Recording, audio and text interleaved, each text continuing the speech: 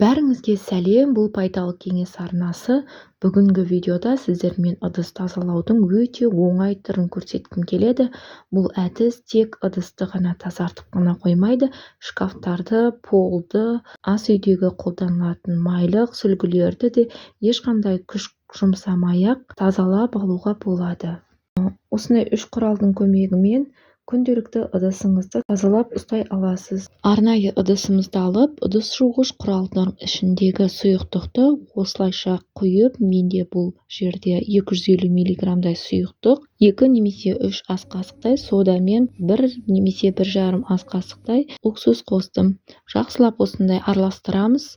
Өзі реакция жүреді, көбіктеніп, осылай жақсы көпіреді. Осы көпірігі басылғанша бір шетке 1 сағат немесе жарты сағатқа қойып қоямыз. Көбіктің басылған уақытында арнайы құралға құйып қою үшін керек.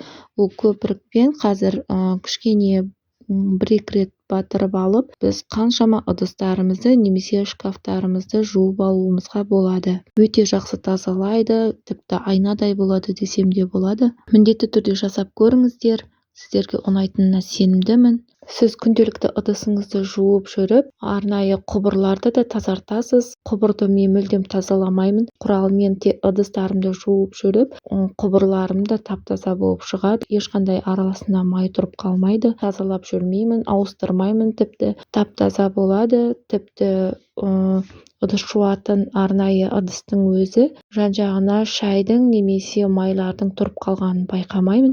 Губка немесе арнайы ыдыс жуатын құралыңызға да май ешқандай тұрмайды. Оның арасында губка әсіресе май жинағыш құрал болып табылады. Майды мүлдем жинамайды. Бұл құралмен жусаңыз, сіздің губкаңыз майланбайды.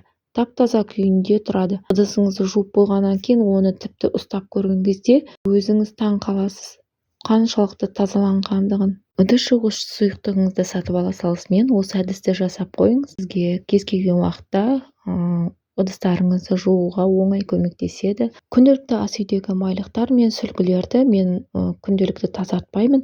Арнайы ыдысқа құйып қойып, жылы су құямыз, үстінен порошок кішкене ғана бір ас қасықтай порошок, 1 ас қасықтай ас содасы мен 1 ас қасықтай уксусымызды қосып, барлығын араластырып, сүлгілерді салып қоямын. Жарты сағат, 1 сағаттан кейін, басқа жұмыстарымды істеп болғаннан кейін 1-2 рет қолмен мызғылап жеріп, сығып алып, шайып, тап-таза болады. Суыңыздан ақ байқауға болады, қаншалықты ішінен кір шыққанын. Судан ерекшеленіп, өзі бөлініп, майдың барлығы бөлініп, сүлгілеріңіз өте тап-таза болады. Міндетті түрде жасап көру керек. Жасап көріңіздер, жасаған соң маған комментарийға жазып кетіңіздер. Таптырмас сұйықтықтардың бірі болатынына сенімдімін. Маған тіркеліп, подписаться кнопкасын басып кетулеріңізді сұраймын. Міндетті түрде комментарий жазыңыздар, жасап көріңіздер.